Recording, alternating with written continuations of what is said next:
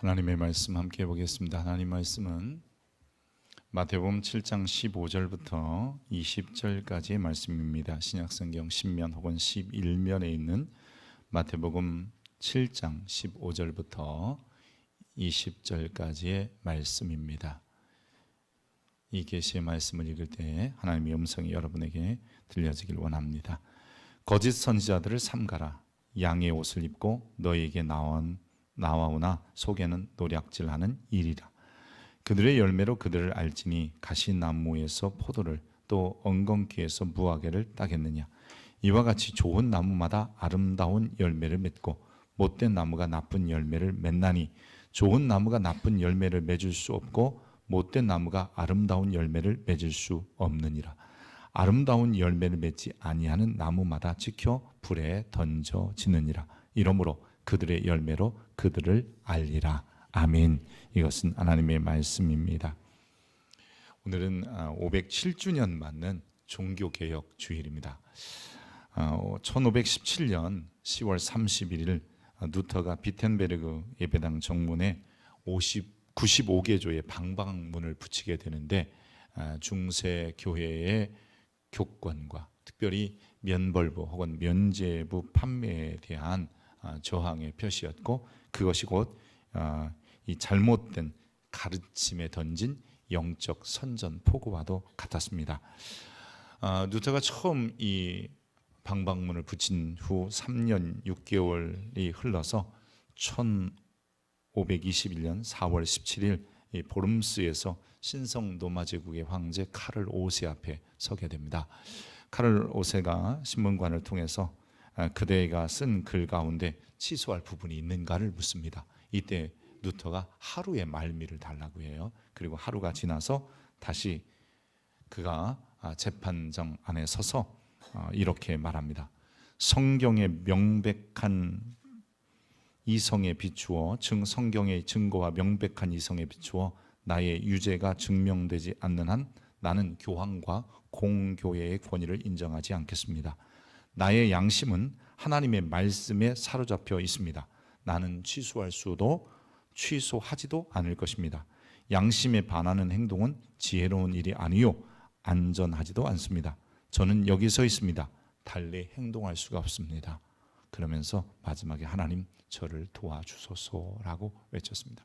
이 한마디, 아니 이 한 번의 마지막 항변과 같은 이것은 우리 개혁 신앙의 후손들인 우리에게도 큰 교훈과 감명을 줍니다. 여러분, 성경에서 벗어난 세계관을 갖는다는 것은 이미 기독교인이 아닙니다. 성경을 가장 위에 두고 그리고 가치 있게 생각하는 사람들이 그리스도인이지요. 우리의 성경, 즉 우리가 말하는 이 종교개혁의 모토는 오직 성경입니다. 오직 성경. 솔라 스크립추라. 그러니까 이 개혁도 여러분 이 진리를 믿는 자들이 진리로 돌아가자가 이유였고 또한 외침이었습니다. 성경은 하나님의 절대적인 진리의 말씀이라는 것을 믿었던 사람들이 예수 그리스도만 유일한 구원의 길이라고 생각했습니다. 오직 예수 그리스도로만, 솔루스 크리스토스.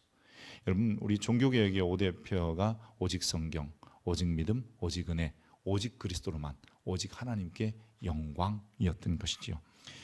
그래서 지금 우리는 이런 시대에 과연 성경을 가장 우리의 삶에 기본적으로 우위에 두고 그 말씀대로 살고 있는지를 점검할 필요가 있습니다. 특별히 오늘 이 동성애에 관한 견해도 마찬가지입니다. 성경에 비추어서 생각해야 되는 겁니다. 동성애에 대한 이야기는 초기 기독교, 즉 중세 이전의 이 기독교들도 최소한 AD 1세기부터 한 4세, 5세기까지 한 400여 년 넘는 시간 동안에 끊임없이 이 초기 기독교도 동성애에 대한 생각을 가지고 있었는데, 그중에 이 크리소스톰이라고 하는 교부는 이렇게 말합니다. 동성애 문제를 논한 최초의 사람이면서 이분은 동성애는 창조 질서를 파괴하는 행위다라고 얘기했어요. 또 여러분, 이 크리스토톰과 아울러 아우구스티누스는 동성애에 대해서 이런 생각을 가져요. 동성애는 그의 고백론에 보면 본성에 위배되는 행위는 언제 어디서나 미움을 받을 것이며 처벌해야 마땅하고, 동성애는 하나님이 정하신 창조 질서를 거스르는 죄일 뿐 아니라 부당하고 불의한 행위다라고 얘기합니다. 그 초기 기독교에서부터도 동성애는 창조 질서를 파괴하는 것이다라고 분명히 말하기 시작했다는 것이죠. 중세 기독교.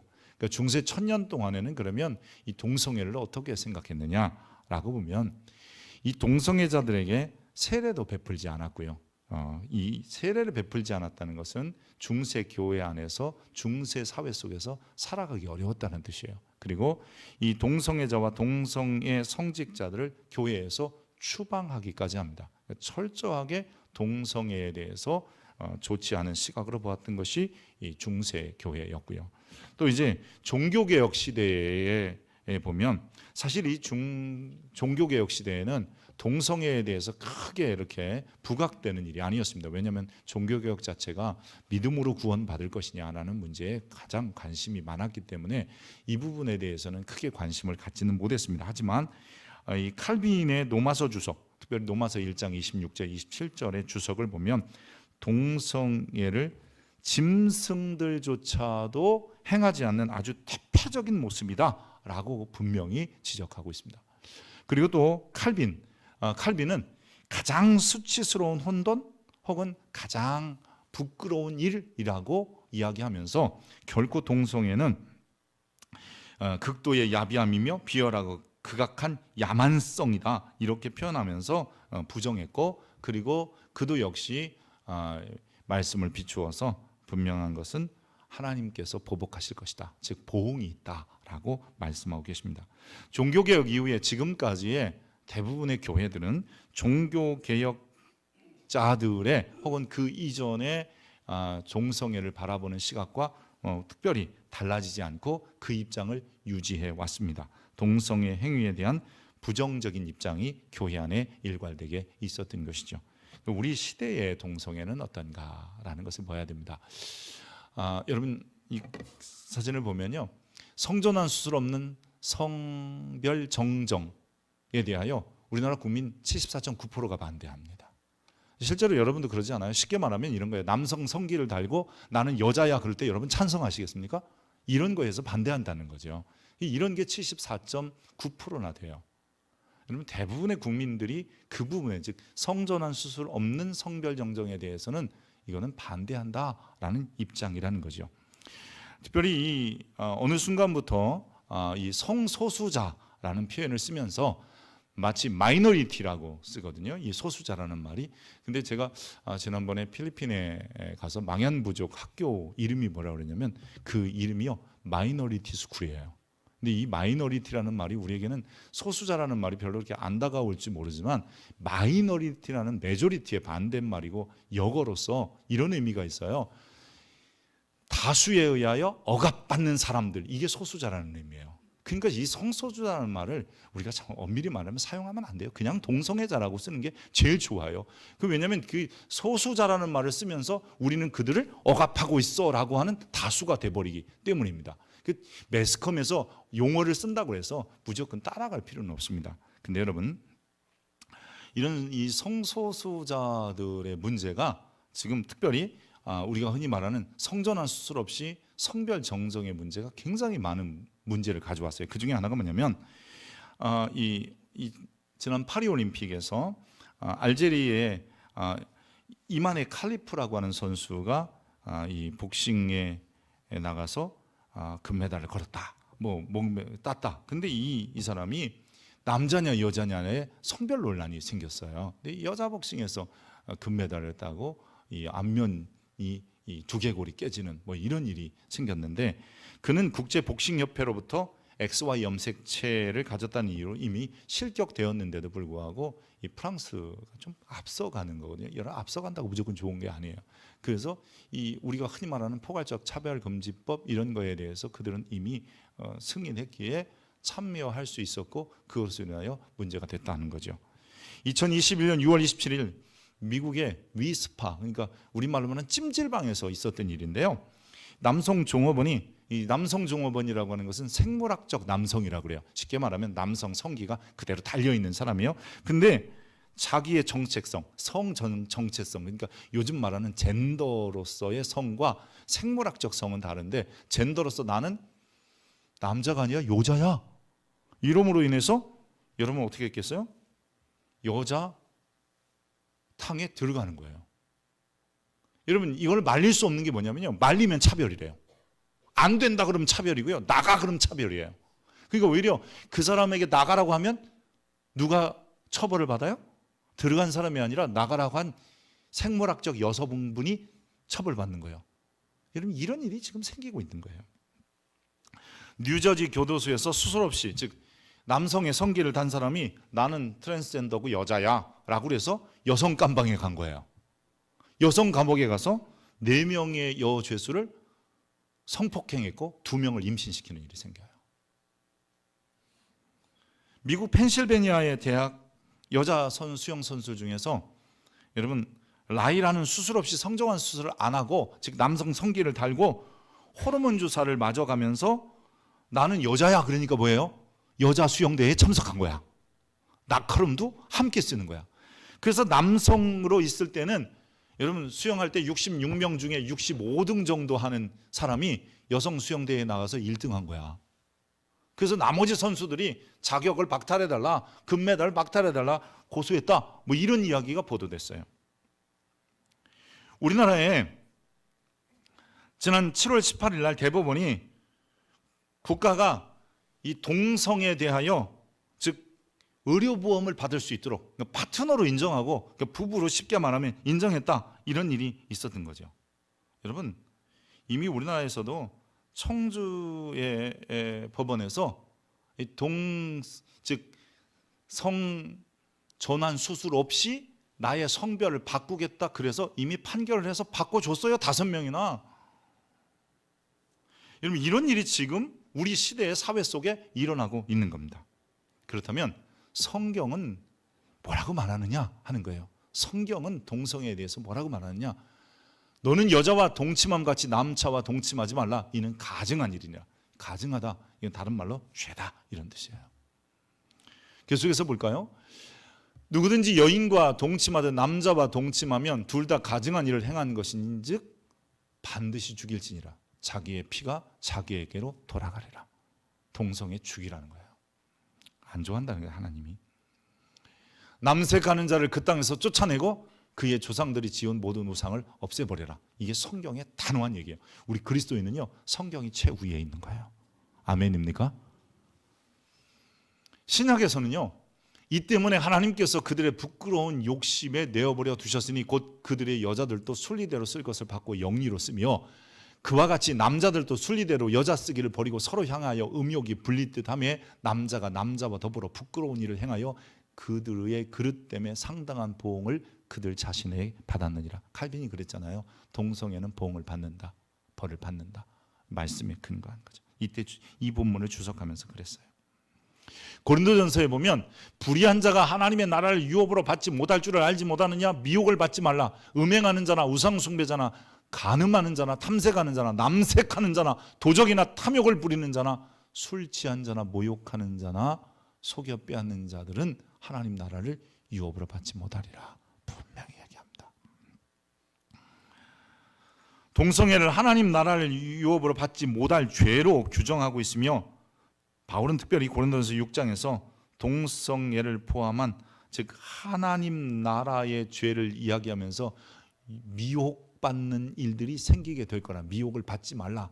왜냐하면 거짓 선지자들이 일어나서 자꾸 이게 맞다라고 한다는 거예요. 오늘 본문에도 보면 거짓 선지자들을 삼가라. 자기의 생각이, 자기의 사상이 우선인 것은 거짓 선지자인 거예요. 말씀이 우선이어야 돼요.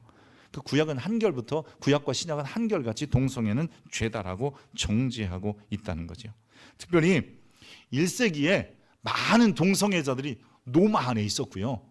노마의 이 상류층, 이들이 대부분 동성애자들이 많았고요. 소아 성애자들도 많았어요. 그래서 미동이나 이런 아이들 데리고 이 저녁에 이 잠자리를 같이 하고 이런 일들이 너무 많았어요. 그러니까 그들이 그럴싸하게 말한다 할지라도 미혹받지 말라. 왜냐하면 동성애는 죄다. 이게 성경의 한결같은 이야기입니다. 디모데 전서에도 보면 음행하는 자나 남색하는 자와 임신매매를 하는 자와 거짓말하는 자와 거짓 맹세하는 자와 기타 바른 교훈을 거스른 자들에 대하여 분명히 죄라고 지적하고 있는 겁니다. 뭐 이외에도 성경 구절이 많은데요. 이 정도까지만. 또 오늘 우리가 예배 마치고 또 이동해야 되는 것 때문에 좀 짧게 하려고 합니다. 동성애에 대한 이해. 그럼 우리가 이 시대의 동성애를 어떻게 볼 것이냐 하는 거죠.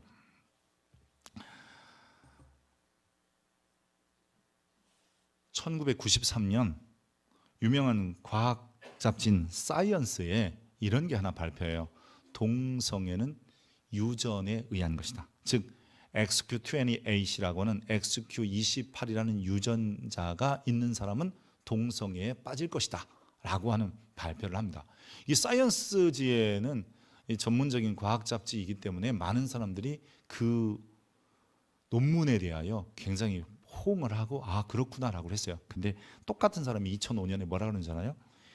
XQ28이라는 유전자군과 동성애는 관련이 없다라고 발표를 또 해요. 근데 보통 우리는 먼저 들으면 다 그게 맞는 줄 알잖아요. 그래서 동성애는 선천적이고 유전적이라고 생각하는 것은 1993년의 논문에 대해서 확산되었고요. 그 이후에 2005년에 같은 사람이 같은 거를 발표했음에도 불구하고 우리는 몰라요. 신문이 한번 꽝 보도하고 나서 잘못되면 가끔 요만한 지면에 지난 몇 호의 그 기사는 뭐 저거 하고 나오면 요만하게 나와요. 우리가 잘못된 것을 배울 때 혹은 알 때 그게 우리에게 큰 충격으로 오면 기억에 깊이 남는데 먼 시간이 지나서 그게 잘못됐다고 해도 우리는 그걸 교정을 안 해요. 여러분 하나님의 말씀도 마찬가지예요. 거짓 선지자들이 자꾸 이상한 것을 이야기할 때 우리는 단호하게 말할 수도 있어야 되고 말씀에 비추어서 우리는 생각할 수 있어야 돼요. 아멘입니까? 말씀에 비추어서 이게 옳고 그름을 판단해야 되고 선악을 분별해야 되는데 우리는 사회적 기준에 따라간다는 거예요. 그게 마치 국제화, 세계화, 글로벌한 시대에 맞는 것 같은 어리석음에 빠지는 거예요. 우리 그리스도인은요 오직 말씀의 기준을 삼아 사는 사람들이에요. 말씀이요 아니면 여기에 왜 있는 겁니까? 우린 이런 질문을 스스로 던져야 되는 거예요. 오늘 여러분 교회에 이렇게 들어오시다가 여기에 서명해 주세요. 뭐 근데 그 서명은 그런 거예요. 지난 7월 18일 날인가요? 대법원에서 의료보험법을 얘기할 때 동성간에도 그냥 배우자나 아니면 부양가족으로 해서 이 의료보험을 지급할 수 있다. 이거를 판결을 했기 때문에 그거 반대하자. 그리고 그건 안 된다. 왜냐하면 그거는 수순이에요. 그렇게 나가면 결국 또 다른 동성애법들을 인정하게 되기 때문입니다. 그래서 그거 안 된다. 뭐 그런 거고요. 또 하나 이렇게 종이로 된 거는요. 이게 우리 동인교회 교인 서약서예요. 여러분 이거는 여러분들이 잘 읽어보시고 서약하십시오. 내용은 그런 거예요. 우리 교회 정관에 있는 설립 목적과 교리에 관한 이야기 그리고 우리 교단의 헌법적 규칙 제2조에 따라서 이 내용은 이래요. 본 교회는 소속 교단의 신학적 입장과 장로의 정치 원리에 따라 삼위일체 신앙으로 하나님께 예배드리며 하나님의 말씀인 성경을 따라 실천하는 데 있다. 나도 인정하면 사인하는 거예요. 그 뒤에 내용이 그래요. 본 교회의 교리는 소속 교단 헌법, 즉 헌장의 규정한 모든 교리적 입장을 취한다. 그러니까 우리 교회가 대한예수교 장로회 굳이 말하면 가로치고 합동, 총신대학교 합동 측에 속해 있기 때문에 합동 측 교리를 따른다. 이런 거고요. 세 번째는 본교회 설립 목적과 본교회 정관에 따른 교리적 입장과 그 해석, 즉 종교 자유 원리에 따라 이단자들이나 동성애자들과 예배를 함께 드릴 수 없으며 또한 이단자나 동성애자들에 대한 세례 및 입회, 결혼 주례, 결혼 예식장 대여, 직원 채용, 추천서 발부 등을 일치하지 않는다. 이게 우리 교회의 입장이에요. 여러분 이런 입장에 내가 동의할 때 사인해 주셔야 됩니다. 사실 미국 교회는요 보통 교회를 설립할 때 정관이라는 것을 다 넣게 되어 있어요. 우리나라도 그랬는데 어느 순간부터 교회는 정관을 안 받더라고요. 정관 가져오면 이렇게 보고 됐습니다 하고 밀어내고 그냥 종교단체 등록을 해줍니다. 근데 이 종교단체 등록할 때 정관이라는 게 왜 중요하냐면요, 그 모임의 규정, 즉 성격을 규정하는 거기 때문에요. 회사도 마찬가지입니다. 어느 회사든지 정관이 없는 회사는 없습니다.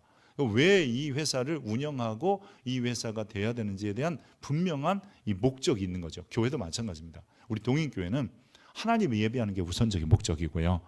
그런데 그 목적을 가지고 있기 때문에 이런 것들은 지키겠습니다 라고 하는 것이 우리의 교인 서약서입니다. 여러분 오늘 가실 때요, 단톡방에 다 올려놨습니다. 쭉 읽어보시고 나는 도저히 사인이 안 된다 그러면 엄밀히 그런 겁니다. 우리 교회와 함께 할 수 없는 겁니다. 그리고 미국 교회들은요, 심지어는 이것을 입구에 붙여놔요. 왜냐하면 이런 교회니까 괜히 와서 말하지 말라고. 근데 심지어는 포괄적 차별금지법이라는 것이 통과되면요, 이런 것도 무용지물이 된다는 거예요. 아니 왜 그거에 대해서 말 못하게 하냐 이러는 거죠. 여러분 근데 생각해 보셨습니까? 이게 교회를 공격하는 것이라는 걸요, 이슬람 사람들이 크리스찬을 받아줍니까? 그리고 그들의 법에 그것을 만듭니까? 없다는 거예요. 이슬람 회사에 크리스찬이 간다고요? 여러분 이슬람 맹세해야 가는 거예요. 그건 차별이라고 생각 안 하죠? 우리는 정말 생각해 볼 필요가 있는 겁니다. 그래서 저는 우리 교인들은 다 서약하셨으면 좋겠고요. 제가 전에 서약을 한 2차례 통해서 받았는데 한 이게 묶음이 제가 서재를 이동하면서 어디에 들어갔는지 도저히 찾을 수가 없어요. 그래서 2019년에 했던 것만 남아있더라고요. 그래서 여러분들이 혹시 2019년 이후에 여러분들이 교회에 오셔서 함께 신앙생활 하신 분들은 강요 아닙니다. 자세히 읽고 그냥 사인하십시오. 특별한 거 없습니다. 본교회 정한 예배와 기도회와 모든 교회에 출석하겠습니다. 교인으로서의 성의를 범하거나 즉 주의를 범하거나 미신행위나 음주, 흡연, 구타 등의 행동이나 고의로 교회의 의무 이런 것들을 안 하는 때는 면직을 받겠습니다. 이런 내용들입니다. 이 신앙인의 의무일 뿐이에요. 그러니까 이런 것들에 대해서 동의하고 함께 신앙생활하는 게 교인이라는 것을 기억해야 합니다. 그래서 여러분들이 꼭 읽어보시고 사인하시고요. 또 하나 이렇게 받는 것은 아까 말한 것처럼 대법원에 그리고 의료보험공단에 이런 문제니까 그거는 그냥 조국교회 모든 교회들이 다 사인하는 부분입니다. 그래서 우리도 서명을 같이 하는 거죠. 자, 동성애는 유전과는 전혀 상관이 없는 얘기입니다. 즉 선천적이 아니다라고 하는 거죠. 동성애자는 자신을 변호하기 위하여 동성애가 선천적이다라고 하고, 요즘은 이제 동성애자들도 이런 얘기를 잘 안 합니다. 근데 우리가 1993년 리포트에 의해서 마치 그것이 우리 그리스도인들은 동성애는 유전적이라는데 여러분 그렇지 않아요. 그것은 과학적으로도 아니고 수많은 연구에 의해서도 동성애자들이 결코 유전적이지 않습니다. 어떤 사람들 심지어는 쌍둥이가 뱃속 안에서 특별히 일란성 쌍둥이 같은 경우는 그래서 동성애자들이 될 거다, 그렇지 않다는 거죠. 그것도 여러분 그 연구 조사해 보면 그렇지 않다는 그렇지 않다는 결과가 훨씬 더 많습니다. 두 번째는 성소수자가 아니라 동성애자라고 불러야 된다는 겁니다. 여러분 아까 말한 것처럼 소수자라는 말은 다수자 혹은 이성애자나 이런 분들로부터 소외되고 외면당하는 자다라는 소리를 갖게 하는 겁니다. 그러나 그냥 이것은 여러분 매스컴이 아무리 성소수자라고 불러도 우리는 동성애자라고 부르는 게 맞습니다. 그래야 그들이 소외받고 마치 다수에 의해서 억압받는 것이 아니라는 것을 우리는 알아야 합니다. 동성애자의 인권을 유린하는 자는 뜻이 아니라 여러분 그건 말도 안 되는 소리고요. 최소한 그들이 동성애자이지 우리를 위하여 우리 때문에 이렇게 좀 차별받는 이런 사람이 아니다. 요즘 포괄적 차별금지법의 이슈가 뭐냐면 역차별이라고 하는 거라는 걸 여러분 아시잖아요. 마지막으로는 이 동성애자의 성적 지향은 윤리와 도덕을 파괴한다는 겁니다. 이 성적 지향이라는 말인데요, 이것은 뭐냐면 도덕적 규범이나 윤리적인 것들을 다 깨뜨리고 자신의 욕구대로 성생활을 하겠다라고 하는 것입니다. 여러분 하나님의 보편적인 뜻이 이 땅에 펼쳐질 때, 기독교가 아니어도 보편적인 뜻이 펼쳐질 때 그것을 우리는 기독교 윤리 혹은 윤리 혹은 도덕적 규범이라고 합니다. 인세계에는 하나님이 없는 곳에서도 도덕적 구별이나 윤리라는 것, 인간이 기본적으로 지켜야 할 것들을 지켜가는 게 굉장히 많습니다. 우리가 이러한 문제에 있는데도 불구하고 남자, 여자, 이제는 이렇게도 표현하면 안 됩니다. 포괄적 차별금지법이 통과되면요, 요 앞에 뭐라고 붙여야 되냐면 생물학적 남자, 생물학적 여자 이렇게 표현해야 되고요. 아빠, 엄마라고 하면 차별하는 겁니다. 그래서 아빠 원, 아니 부모 원, 부모 투, 아빠 같은 엄마, 엄마 같은 아빠 이렇게 불러야 됩니다. 이게 지금 뉴질랜드에서 일어나고 있는 일이에요. 정말 심각한 문제가 있는데 우리는 마치 성적 지향을 혹은 뭐 또 소수자니까? 아니에요, 여러분. 그게 지금 그런 문제가 아니에요. 말씀은 분명히 죄라고 지적하잖아요. 심지어는 가족 제도를 파괴하는 위험한 일이 생기게 됩니다. 여러분, 이 동성애의 원 근원이 결국은 무엇을 파괴하냐면 도덕규범과 윤리를 깨뜨리고 가족 제도를 깨뜨리며 그것을 반대하는 교회 공동체를 깨는 것이 동성애의 근본 목적이라는 것을 분명히 알아야 돼요. 여러분, 그렇게 그들을 사랑한다고요? 기도합시다. 그러면 그들이 회개하고 돌이킬 수 있는 기회를 우리가 만들어 주는 것이 교회가 할 일이지. 동성애는요, 우리는 동성애를 죄라고 해야 하는 것이 지금 동성애자들을 죄라고 선포하는 게 아니에요. 여러분 기억해야 합니다. 동성애는 성경의 죄라고 합니다. 그러기에 동성애자들은 죄인이라고 하기 전에 회개할 수 있도록 기회를 주고 돌아오면 언제든지 포용해야 되는 게 교회 공동체의 역할이기도 합니다. 한 여론조사에 의하면 동성결혼 합법화에 대한 반대 찬성을 물었더니 우리나라에요 62.3%가 동성결혼 반대한다고요. 28.3%, 그러니까 한 60% 조금 넘게 찬성, 즉 동성결혼 반대, 그러니까 반대 의견을 물었으니까 반대에 대한 찬성이고요.